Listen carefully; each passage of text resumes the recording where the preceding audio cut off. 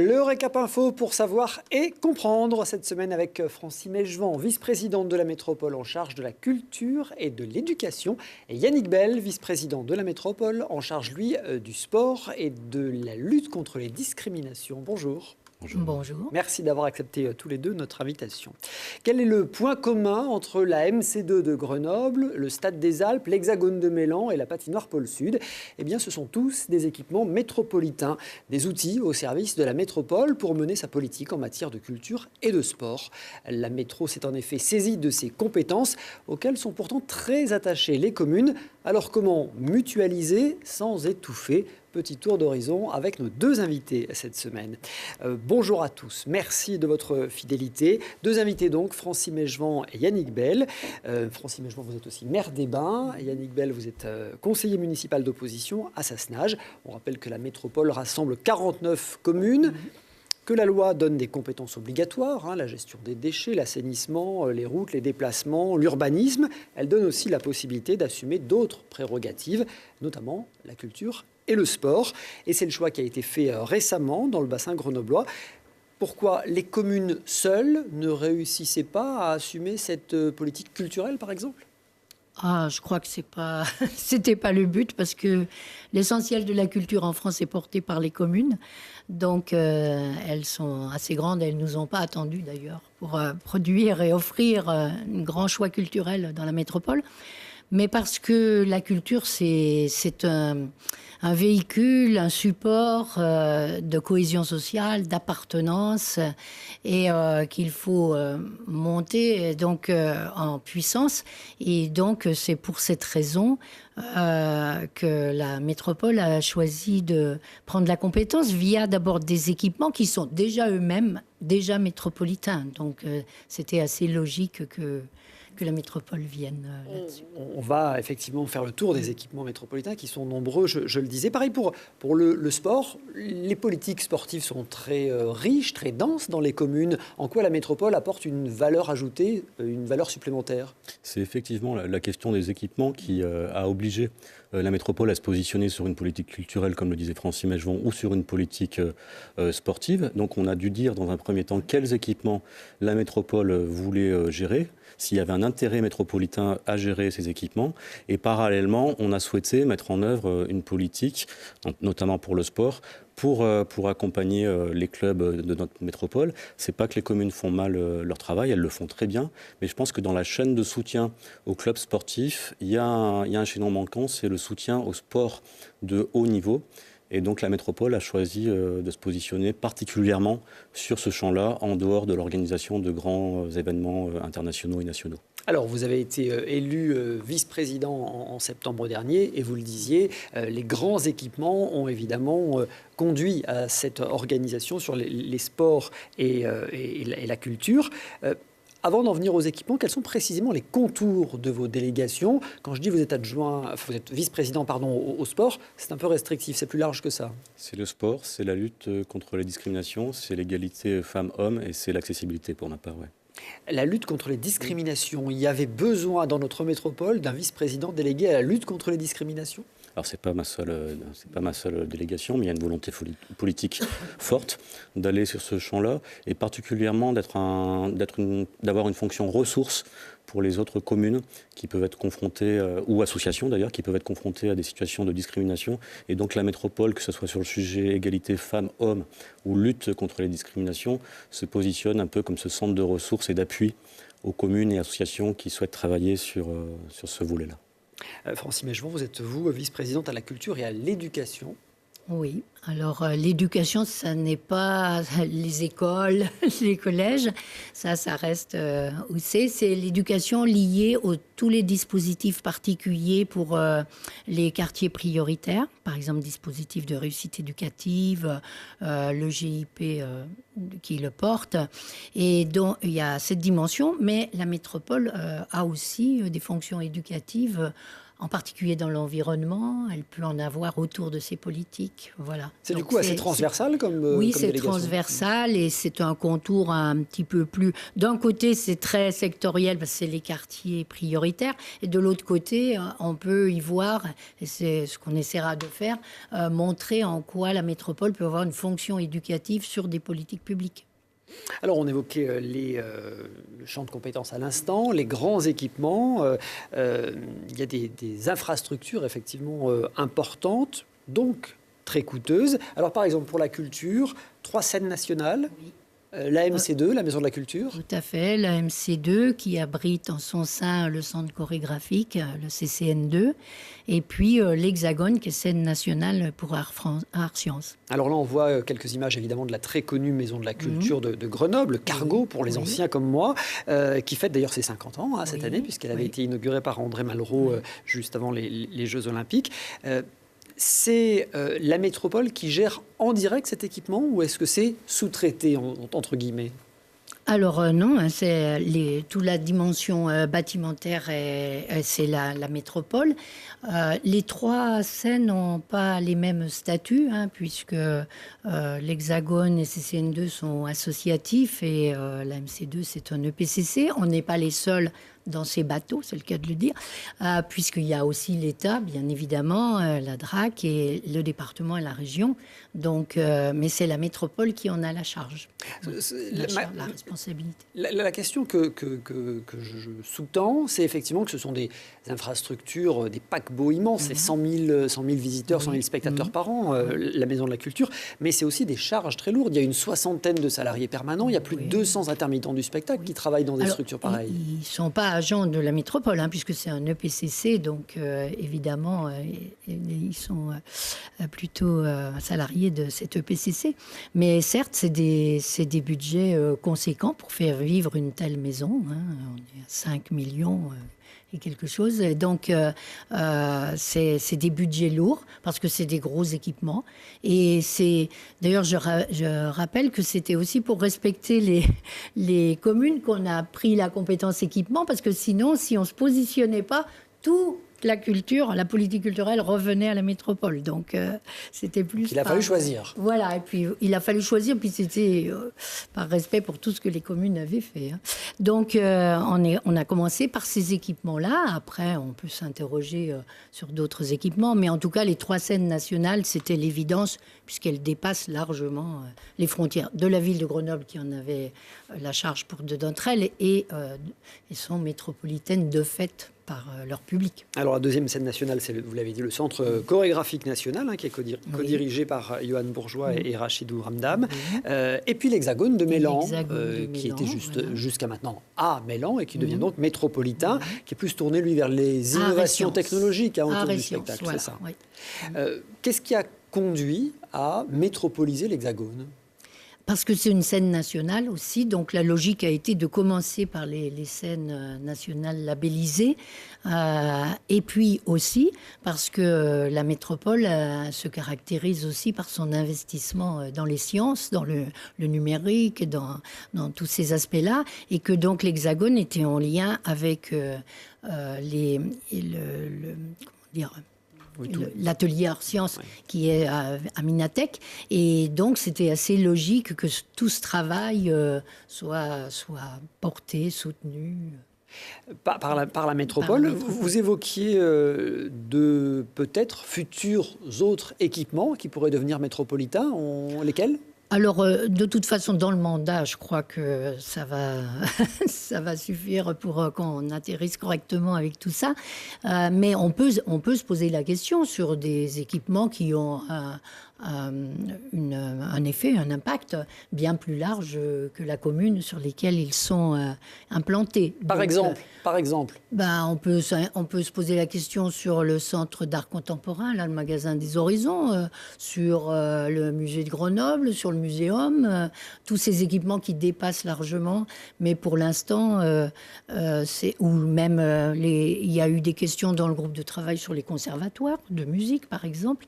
Bon, c'est pas pour l'instant à l'ordre du jour, mais ce sont des équipements qui dépassent qui sont déjà un peu de fait métropolitains, qui ont des fonctions métropolitaines. C'est étonnant, vous ne me parlez pas du summum, par exemple. Tout le monde se dit il manque un zénith à Grenoble et dans l'agglomération, mais vous ne me parlez pas du summum, qui pourrait avoir un rayonnement métropolitain, pour le coup. Oui, tout à fait. On peut se poser la même question. C'est pas exclu. Et puis, on entend parler d'un planétarium à Pont-de-Clé. Une cité des sciences, oui. Un projet qui est encore une fois orienté vers les sciences, qui est métropolitain. Oui. On en est où? Là, c'est dans les tuyaux. Dans les tuyaux, oui, tout à fait.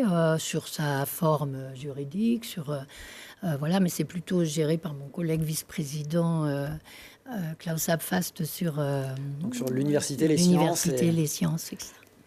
Yannick Bell, les grands équipements en matière de sport, il y en a aussi un petit nombre qui coûtent fort cher d'ailleurs. On va faire le point ensemble.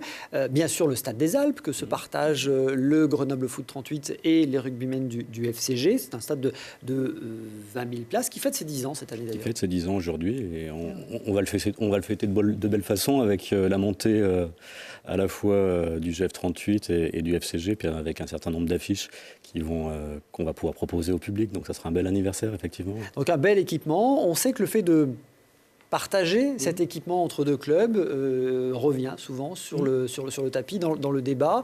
C'est assez compliqué à gérer. C'est de la gestion quotidienne. C'est d'abord le travail du délégataire, puisque la métropole a choisi de confier la gestion du Stade des Alpes à un délégataire. Donc c'est au délégataire qu'il revient de faire en sorte que cette cohabitation se passe au mieux. Et côté métropole, c'est des investissements importants qui permettent aussi cette cohabitation. C'est vrai qu'on dit souvent que le modèle grenoblois est unique, d'accueillir deux équipes de tel niveau dans un même équipement.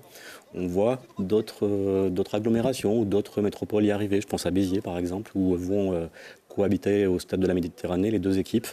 Et je pense qu'en termes vu le contexte financier, c'est peut-être un modèle qui ne sera pas forcément unique à l'avenir. Et peut-être que Grenoble aura été avant-pionnière à ce niveau-là. Donc les responsables politiques ou ceux qui aspirent à avoir des responsabilités politiques qui disent ici ou là il faut remettre le FCG au stade Lesdiguières et conserver le stade des Alpes pour le GF38, ils se trompent. Je pense que déjà, ce n'est pas la volonté ni du GF38 ni du FCG d'aller à Lesdiguières. L'histoire a un peu évolué. On a beaucoup parlé de ce stade des Alpes au début comme une coquille vide. Aujourd'hui, c'est plus le cas du tout. Et puis, je pense que les deux équipes ont compris l'attractivité de ce stade, à la fois pour le public et à la fois pour leurs partenaires économiques et donc pour leurs ressources financières. Et tous les investissements qu'on réalise sur ce stade des Alpes apportent aussi via les ligues, que ce soit ligue de rugby ou ligue de football, à travers ce qu'on appelle les licences clubs ou les licences stades, un certain nombre de recettes pour ces deux équipes qui, je pense, veulent toutes deux rester le plus longtemps possible au Stade des Alpes. Alors c'est un équipement qui coûte cher en investissement, vous le disiez, et puis en subvention aussi, puisque le délégataire explique que quand il y a des matchs, il ne peut pas profiter du stade pour le louer à d'autres fins. Et donc pour compenser cette perte, la métropole met chaque année 1 400 000 €. C'est le bon chiffre. C'est 1 400 000 € de contribution publique pour aider le délégataire à accomplir sa mission, sachant que chaque année, nous prévoyons une clause de revoyure et qui peut faire que cette contribution évolue à la baisse, suivant aussi les résultats des clubs, qui engendrent aussi des modifications de loyer. Ça va être le cas la saison prochaine. Et donc on va rediscuter dans les tout prochains jours avec le délégataire, avec les clubs. Mais il y a toujours une clause de revoyure possible pour que la contribution des contribuables, puisque c'est leur argent, soit la moindre possible en tout cas. Ça veut dire que je comprenne bien que des deux clubs qui montent d'une division, ça va coûter plus cher en loyer, donc la subvention de la métropole devra être plus importante aux délégataires, c'est ça ? Moins importante aux délégataires, parce que les clubs rapporteront davantage d'argent, c'est ça ? Les loyers participeront de manière plus importante à l'équilibre économique de ce stade, et donc on peut espérer que la contribution publique diminue parallèlement. On peut l'espérer. On n'en a pas la certitude aujourd'hui. Ça fait partie de la négociation que la métropole aura avec Sogestal. Et c'est une négociation qui a lieu chaque année, même si le contrat de délégation de service public arrive à échéance dans 2 ans. Oui, c'est l'avenant 6 qui a été voté en 2016 qui permet d'avoir cette clause de revoyure et cette négociation annuelle entre les deux parties. Ce Stade des Alpes, il accueille à peu près 300 000 personnes chaque année, c'est ça et malgré ou grâce à cette contribution d'1,4 million, le délégataire réussit à faire un bénéfice. Oui. Est-ce que c'est l'objectif, au final, pour une collectivité, que de permettre à une entreprise privée de faire des bénéfices ?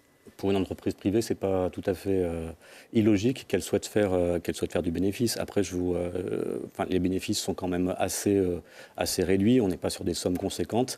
Et le contrat de DSP prévoit aussi un partage du bénéfice avec la métro. Et par exemple, sur les 100 000 premiers euros de bénéfice, il y a un partage à 50% avec la métropole. Mais on ne peut pas demander à une entreprise privée d'aller sur une mission où elle serait structurellement déficitaire. Deuxième équipement que tout le monde connaît, la patinoire, pôle sud. Alors 2 surfaces de glace pour la pratique loisir et une autre pour la pratique des brûleurs de loup, la pratique élite en hockey. Oui, qui est géré. Là aussi, c'est géré en direct. Cette fois, c'est géré en direct. Par les agents de la métropole, et bien géré. C'est vrai que c'est un équipement qui contribue à la réputation de la métropole au plan sportif. Et en discutant avec les équipes qui voyagent beaucoup sur d'autres patinoires, elles nous disent souvent qu'on a le plus bel équipement de France. Et en tout cas, c'est l'équipement qui accueille le plus de visiteurs en France, avec 400 000 entrées, tout public confondu, entre les scolaires, les participants au match du brûleur de loup ou les entrées des adultes qui peuvent venir patiner. Voilà, ça fait de Pôle Sud une patinoire très importante sur le plan français. Et puis on y reviendra sans doute, qui va accueillir des événements très importants. On va y revenir effectivement. Moi, je comprends bien l'intérêt métropolitain d'une patinoire. J'ai plus de mal avec des golfs. La métropole gère, ou en tout cas donne en gestion, 2 golfs sur la métropole. Je vais partager votre réflexion. Je pense que c'est un héritage. C'est l'histoire qui a fait que la métropole s'est retrouvée à avoir la propriété de ces golfs et à donner une gestion. Moi, aujourd'hui, je considère, et c'est à titre personnel, que ces golfs n'ont pas forcément d'intérêt métropolitain. Donc c'est une question dont on devra débattre. Oui. Donc c'est les golfs de Bresson et de Cessin. Là, je crois qu'on est à Bresson sur les images qu'on voit. Vous me dites clairement, il faut qu'on se repose la question. Ces 2 golfs n'ont pas vocation à rester dans le périmètre métropolitain. On reprendra à la rentrée la discussion avec l'ensemble des partenaires et des élus municipaux sur l'intérêt métropolitain en matière d'équipement. Et on reposera la question sur les golfs. Aujourd'hui, je n'ai pas de certitude sur le fait qu'ils restent métropolitains à l'avenir. La métropole délègue de toute façon la gestion des parcours et l'exploitation de ces golfs. Et puis il y a une autre, on voit là le golf de Cessin maintenant à l'image. Il y a une autre structure métropolitaine, le tennis, avec évidemment à Cessin le grand complexe sportif de tennis. Pareil, la métropole est propriétaire et la Ligue gère cet équipement. En direct, mais on est vraiment sur de la gestion patrimoniale du coup et moins dans un rapport de politique sportive qu'on peut développer plus sur nos équipements que sont le Stade des Alpes, Pôle Sud et puis la base nautique également qui est métropolitaine. Du pont d'Oxford. Vous me dites que sur ces équipements-là, concrètement, on va se reposer la question de savoir s'ils doivent rester métropolitains, c'est ça? Sur le Stade des Alpes, sur Pôle Sud et sur la base nautique, je n'ai aucun doute. Sur les autres, je pense qu'il faut toujours interroger. Donc sur les golfs et le tennis? Sur le golf en particulier. Voilà. En tout cas, le débat est ouvert et il n'y a pas de tabou, il n'y a pas de sujet tabou. Bon, Madame la maire, on allait oublier le Vélodrome des Bains, qui est aussi un équipement métropolitain. Et qui a été bien plus large que le métropolitain d'ailleurs. Et qui a été un des équipements, le dernier équipement transféré d'un syndicat intercommunal, géré par à la fois par Grenoble et le Sigrève, à la métropole. Et puis, qu'est-ce qui faisait l'intérêt métropolitain de ce vélodrome? Alors d'abord, il a une fonction spécifique, puisqu'il sert à lutter contre les inondations. C'est un bassin de rétention, comme le dit Francis Majon. Et puis, c'est un équipement qui a un caractère unique sur le quart sud-est, je crois que c'est le seul, et avec une pratique qui est déjà métropolitaine avec tous les clubs qui peuvent disposer de cet équipement. Et donc, c'était un des premiers équipements qui n'a pas fait débat dans le transfert. Tout le monde s'était accordé sur le transfert de cet équipement. C'est vrai, parce que moi, j'entends déjà des mauvaises langues qui disent la maire des Bains, elle s'est bien débrouillée, elle a réussi à transférer une charge à la métropole. C'était tellement évident que j'ai rien eu à faire. C'était l'évidence et très franchement, ce n'était pas des coûts de gestion très importants. Et si la maire des Bains avait voulu transférer des équipements importants, elle aurait peut-être pensé à la piscine d'abord. Avant son vélodrome. Il est question de transférer la piscine? Ils ne veulent pas? Hélas, non. Ils veulent pas. Pour l'instant, j'ai compris que ce n'était pas à l'ordre du jour. Bon, avec tous ces équipements sport ou culture, la métro veut donc impulser, on l'a vu, des politiques dans ces domaines. On va passer quelques événements en revue. Le festival de street art qui vient de débuter sur Grenoble et du coup la métropole, puisque cet événement a été métropolisé cette année après être né à Grenoble. Alors, métropolisé, je ne sais pas si on peut utiliser ça. En tout cas, la métropole s'intéresse beaucoup et soutient de plus en plus cet événement. Bon, 25 000 euros, c'est pas mal quand même, hein? Oui, c'est à égalité avec Grenoble, là où il est né. Donc, on n'est pas encore le pilote dans l'avion. Mais non, on prend acte que ce festival proposé par l'association Space Junk, qui est soutenu dès le départ par la ville de Grenoble et même un peu porté par elle, d'abord commence à s'étendre en intéressant d'autres communes. Là, cette année, le Pont-de-Claix, Saint-Martin-d'Air et Fontaine, et qui était déjà l'année dernière. Donc, on prend acte que ça intéresse et en interne et en externe, puisqu'en fait, il commence à faire venir sur la métropole beaucoup de gens de l'extérieur. Récemment, il y a eu un très bon article dans Télérama qui dit « Venez passer un week-end à Grenoble pour le street art ».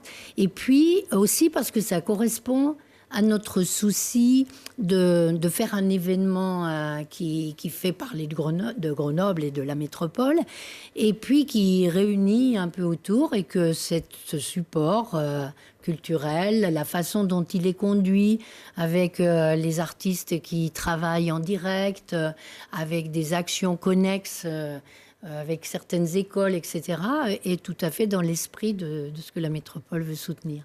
Bon, l'objectif, c'est de créer, on le voit là, des événements, un musée à ciel ouvert avec, on le voit là, des fresques, des ateliers, des rencontres avec les artistes.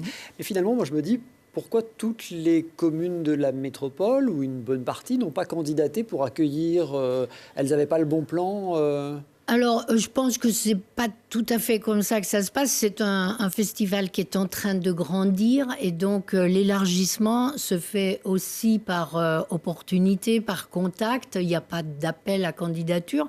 Maintenant que la métropole, à partir de cette année, a vraiment acté le fait qu'elle le soutient, on va travailler à ce que ça s'élargisse. Est-ce que ça participe à nos deux soucis, en interne de faire métropole, de se sentir appartenir au même espace, et puis de l'autre, à faire un rayonnement de la métropole à l'extérieur.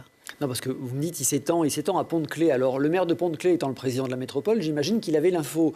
Mais est-ce que, par exemple, le maire de Bresson, qui peut-être n'avait pas l'info, n'avait pas envie d'accueillir le festival Non, justement, c'est ce que je dis, c'est qu'en étant métropolitain, on va pouvoir, nous, on a un groupe culture qui réunit toutes les communes, et donc, du coup, maintenant, on a ce qu'il faut pour proposer à tous et organiser et réfléchir, pas seulement d'ailleurs pour ce festival, mais pour d'autres événements, pour vraiment, si on les adopte comme métropolitains, on fera ce qu'il faut pour qu'ils se déploient sur le territoire. Bon, cette 4e édition se poursuit jusqu'au 1er juillet, je crois, donc il faut en profiter. Oui. Et ce week-end, il y a les films aussi. Il y a effectivement les films, et puis une rame de tramway qui va être aussi entièrement peinte. Même 2, avec 4 faces, donc on a inauguré il y a quelques temps, et donc avec des artistes français, internationaux, qui nous proposent ces belles couleurs, et puis ça va circuler dans la ville et donc faire le lien. Une rame peinte par 4 artistes, je vous propose d'en écouter certains. Super belle opportunité, ça rend le projet et le visuel super visible. Je pense que le public est beaucoup plus large qu'effectivement un mur qui est immobile d'habitude. Donc c'est sûr que c'est très très intéressant pour nous. Le graffiti en lui-même, on a toujours cherché à le faire sur des surfaces qui parcourent la ville. Que ce soit le métro, que ce soit les tramways ou les roulants, les camions. Le graffiti a toujours essayé de se montrer au plus et diffuser le plus. Donc c'est quelque chose qu'on faisait déjà à la base, mais là du coup c'est vraiment une surface qui fait 44 mètres sur laquelle on a pu vraiment mettre du détail et des choses comme ça, et c'est un super kiff de l'avoir fait. À voir donc dans le cadre du Street Art Festival à Grenoble, à Pont-de-Claix, Saint-Martin-d'Air et Fontaine. Dans la politique culturelle, Francine Mégevant, il y a aussi la politique de lecture publique. Et vous avez d'ailleurs passé une convention avec le ministère de la Culture à ce propos, qui comprend quel objectif concernant les bibliothèques ? Alors, concernant les bibliothèques, l'objectif, c'est une mise en réseau. Et le souci principal, enfin, ça a 2 volets. Le premier souci, c'est de parvenir à un accès égal pour tous aux bibliothèques, aux ressources des bibliothèques, tout en les laissant en gestion municipale ou pour certaines départementales.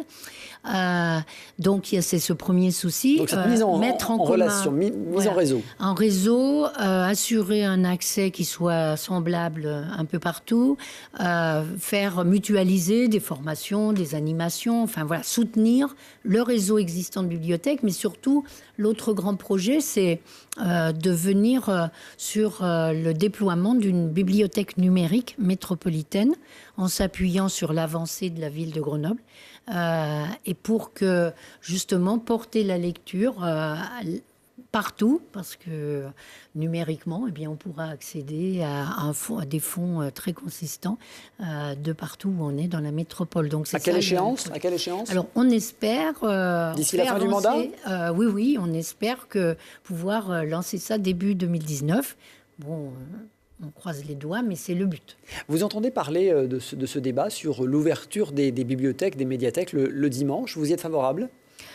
Oui, j'ai déjà dit, ça avait fait un peu de remous, donc je le redis. Moi, personnellement, je pense qu'il faut s'interroger et voir les conditions, évidemment, mais s'interroger sur la pertinence de l'ouverture d'outils et de supports culturels tels que les médiathèques, quand on sait que les musées, par exemple, sont ouverts et que certaines villes et agglomérations commencent à le faire et que j'ai vu au Québec aussi, que c'est comme ça. Donc, je ne vais pas dire que demain, on va ouvrir les bibliothèques, mais je pense que c'est une vraie question qu'il faut se la poser. Moi, je suis assez favorable. Après, il faut voir dans quelles conditions c'est possible. Un mot sur le plan bibliothèque de la ville de Grenoble. Éric Piolle prévoyait la fermeture de 3 sites, Auclin, Prémol et Alliance. Une pétition a recueilli 5000 signatures et a permis de sauver d'ailleurs au passage Alliance. Mais le conflit a laissé des traces. Alors je précise que vous co-présidez le groupe dans lequel siège Éric Piolle. Vous le co-présidez avec lui d'ailleurs. Ce plan lecture à Grenoble, il a beaucoup surpris. Enfin, je co-préside le groupe politique à la métropole. Donc je ne co-gère pas les bibliothèques de Grenoble avec Éric. Mais il y a une proximité idéologique quand même. D'accord. Non, mais je voulais préciser quand même qu'on ne mélange pas tout à fait tout. Oui, moi, je vois ça donc de l'extérieur. En ce qui concerne les bibliothèques de Grenoble, il faut se souvenir quand même que Grenoble est super équipée en bibliothèque. Donc, avec presque une quinzaine, si je ne m'abuse, réorganiser le réseau des bibliothèques de Grenoble ne me paraît pas un scandale absolu. Après, je comprends les personnes qui voient leur bibliothèque de proximité fermée. Mais je crois que leur réflexion, elle n'est pas pour atténuer, de ce que j'en comprends, elle n'est pas pour atténuer la lecture, elle est plutôt pour repenser et le réseau et l'offre, et surtout avec leur plan lecture, revivifier et trouver de nouvelles façons d'intéresser tous les publics à la lecture. Allez, en sport, notre métropole se prépare à plusieurs grands événements. Yannick Bell, la Coupe du Monde féminine de football, d'abord, ce sera dans un an, en juin et juillet 2019. 5 matchs, je crois, sont programmés chez nous au Stade des Alpes. D'ailleurs, cette semaine, vous avez lancé avec la FIFA le recrutement des bénévoles. Le programme volontaire, oui, puisque la FIFA souhaite recruter 250 filles et garçons qui nous accompagneront sur l'organisation de cette manifestation. Et donc, on a lancé cette opération Place Félix Poula. Et donc, chaque Iséroise et chaque Isérois, au-delà de la métropole, peut s'inscrire dans l'organisation de cette Coupe du Monde. Oui. Cette Coupe du Monde féminine, ce sera un gros événement. Ce sera un gros événement, mais au-delà de cette Coupe féminine et des autres événements, il y a quand même une logique, une volonté politique forte de la métropole de se réinscrire, et j'utilise ce terme à dessein, comme un territoire d'accueil de grands événements sportifs nationaux et internationaux. On a beaucoup parlé au mois de février dernier de l'héritage des Jeux Olympiques de 68, un héritage conséquent dont on voit encore quelques marqueurs forts sur la métropole. Mais il y a sans doute un héritage qu'on n'a pas su faire fructifier, et je me mets dans le haut collectivement. C'est cette capacité à organiser des grands événements sportifs en dehors sans doute de la Coupe Davis en 82. Donc voilà, la métropole est de retour dans l'organisation de ces grands événements. Ça va commencer dans quelques jours. Ça a déjà commencé, l'an dernier avec la première édition des internationaux de patinage à Pôle Sud. Dans quelques jours, nous allons accueillir la 70e édition du Critérium. On aura à nouveau les internationaux de patinage fin 2018 et fin 2019. Ils reviendront, ça y est, c'est une certitude. C'est pour 3 ans, en tout cas c'est la volonté du président Gayagé et du président de la métropole et des partenaires aussi, départements, régions, villes qui nous accompagnent. Et donc oui, l'apogée ce sera cette Coupe du Monde à partir du 9 juin 2019 avec 5 matchs comme vous le disiez et avec la volonté que cette Coupe du Monde rayonne bien au-delà de Grenoble et du stade des Alpes et ait un impact le plus possible sur le territoire. Oui, vous me dites les grands événements sportifs sont de retour dans la métropole.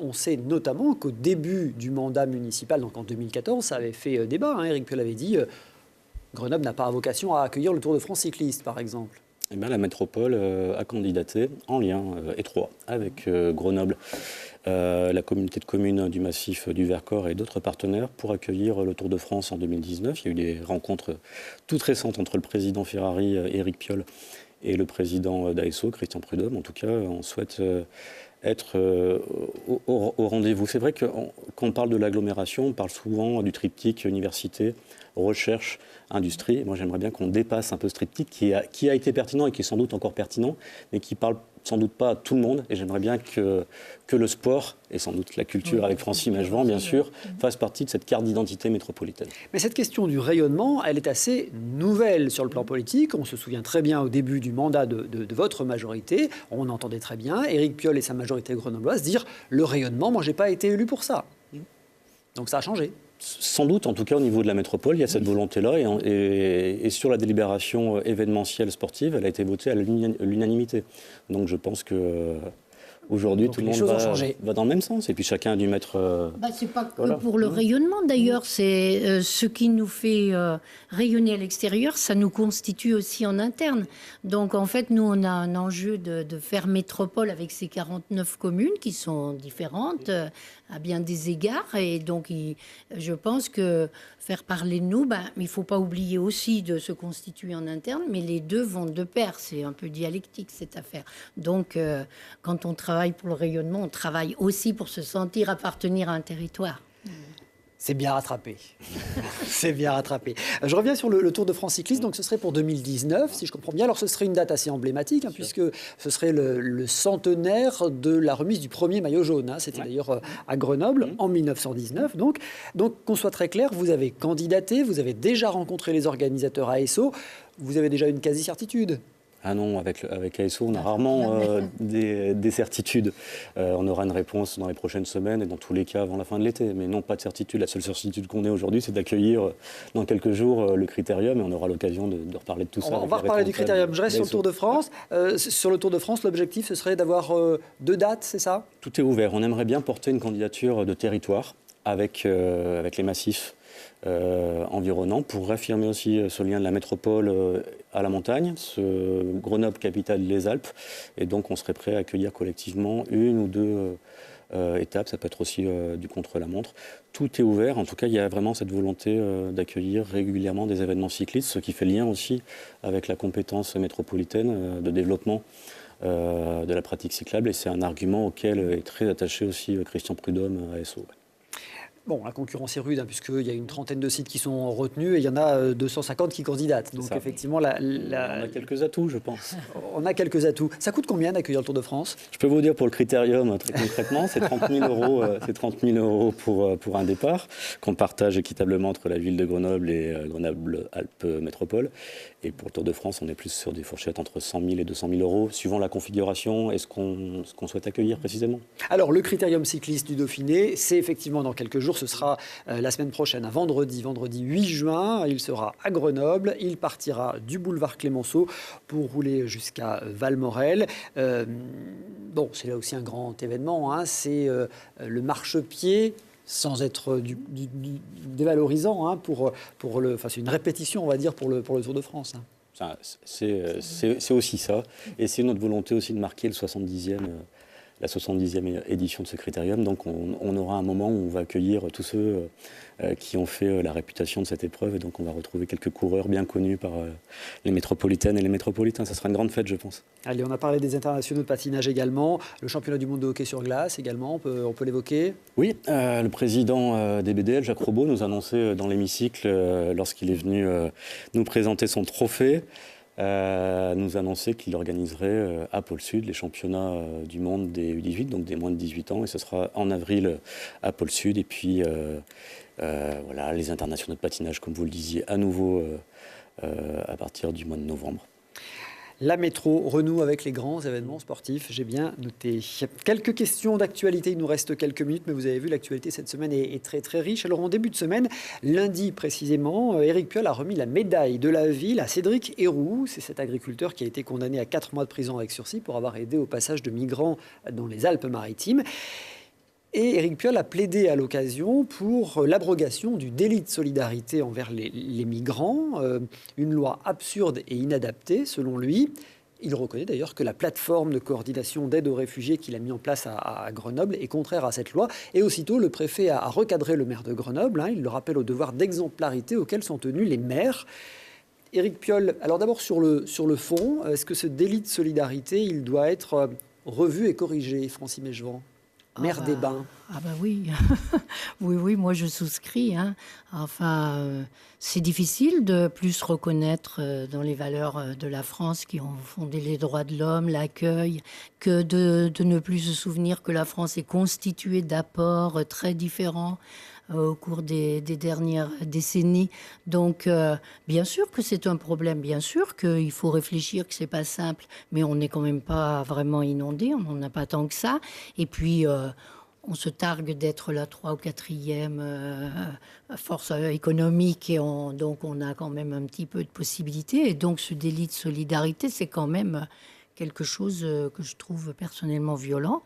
Et je pense que c'est un bon signe symbolique qu'a fait Éric Piolle.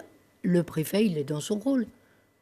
C'est normal. Qu'un maire appelle à braver les interdits La désobéissance civile, avoir du courage, ça c'est vu dans l'histoire. On n'est pas toujours le doigt sur la couture du pantalon quand on pense que c'est pas bon. Yannick Bell, vous êtes de cet avis ? Sur le fond, oui, sur le délit de solidarité qu'il faut revoir. Oui, je crois qu'il y a même des députés de La République En Marche qui sont contre la loi qui a été proposée, ce délit de solidarité. Et sur le devoir d'exemplarité auquel sont tenus les maires ? Je suis attaché à ce devoir d'exemplarité. Donc Éric Piolle est allé trop loin. À mon sens, le maire ne doit pas appeler à une désobéissance de la loi. C'est une question d'exemple, même si je peux partager encore le fond et sa conviction sur le fond. Après, moi, la question que je me pose, c'est où est-ce qu'on s'arrête et quel exemple on peut donner à d'autres personnes. C'est le devoir d'exemplarité qu'a rappelé le préfet. Mais voilà, sur le fond, je suis d'accord. Sur la forme, un peu moins. On parlait de politique nationale. Les élections municipales approchent. C'est dans 1 an et demi maintenant. On sera en campagne dans 1 an. Francine Mégevant, on se souvient de 2014, de la façon dont Marc Bayetto, l'ancien maire des Bains, avait été balayé par votre liste. Vous repartirez au combat en 2020 ? Bon, on verra ce qui est le mieux. Moi, j'avais dit que j'aidais les jeunes parce qu'on n'était que 2 à avoir l'expérience. Donc, j'avais mis ma petite expérience au service de l'équipe. L'équipe a bien relevé le défi. Donc, on n'en a pas encore débattu. Et donc, on verra ce qui est le mieux pour la ville des Bains. Puisque vous évoquiez les positions que vous aviez prises pendant la campagne, vous aviez aussi dit que vous ne cumuleriez pas le mandat de maire et celui de vice-président de la métropole. Or, on vous retrouve vice-président de la métropole. Alors, oui, qu'est-ce qui s'est passé ? Comme j'ai eu l'occasion de l'expliquer, il y a eu des choses qui ne se sont pas passées tout à fait comme elles étaient prévues à la métropole. Et donc, cela m'a échu. J'ai bien réfléchi, j'en ai parlé avec mon équipe. Je n'ai pas de problème pour reconnaître que j'avais dit ça. Mais j'ai pensé que les enjeux, mon intérêt aussi, les enjeux qui étaient présents faisaient que j'ai fait cette entorse, que je reconnais comme une entorse et que j'assume. Yannick Bell, conseiller municipal d'opposition à Sassenage, vous serez tête de liste face peut-être à Christian Coignet s'il se représente pour un 4e mandat. J'ai un lien indéfectible avec Sassenage où je suis arrivé en 1977, donc ça ne nous rajeunit pas. Donc j'ai envie toujours de rendre ce que cette commune m'a apporté. Je crois l'avoir fait en partie quand j'ai été conseiller général à l'époque avec la construction du collège Fleming ou l'ouverture du pont-barrage. Donc je serai au rendez-vous de ces municipales. C'est un peu trop tôt aujourd'hui pour dire à quelle place et sous quelle forme et avec qui. Mais je ferai partie de ce rendez-vous électoral, oui. Dans la recomposition politique qui a suivi l'aventure En Marche d'Emmanuel Macron, est-ce que vous seriez Macron compatible ? Aujourd'hui, moi j'ai pris la décision, il y a déjà 2 ans, de quitter le Parti Socialiste. Et très franchement, ce n'est pas pour rejoindre une autre formation politique. J'ai envie d'avoir une certaine liberté, d'être responsable de mon action, sans devoir être responsable de celle des autres. Aujourd'hui, je ne suis pas dans une logique de rejoindre un autre parti. Par contre, si à un moment donné, certaines personnes qui viennent d'En Marche peuvent se retrouver sur un projet que nous portons avec les collègues autour de moi, ils seront les bienvenus. Mais c'est le projet qui dictera le là. Francine Mégevant, Emmanuel Macron, il mène une politique de droite ou de gauche ? De plus en plus de droite, de mon point de vue, mais bon, ça peut se discuter. Moi, je suis même un peu étonnée. Voilà. Donc, pour moi, il a tendance à partir à droite. Ça, c'est clair. Donc, dans l'état actuel des choses, vous n'êtes pas Macron-compatible ? Nous, vous savez, à Hébin, on est une liste citoyenne. Dedans, il y a une ou deux personnes qui sont En Marche, il se trouve, et bien d'autres, moi plutôt sympathisante ELV, d'autres ex-PS, d'autres PG, etc.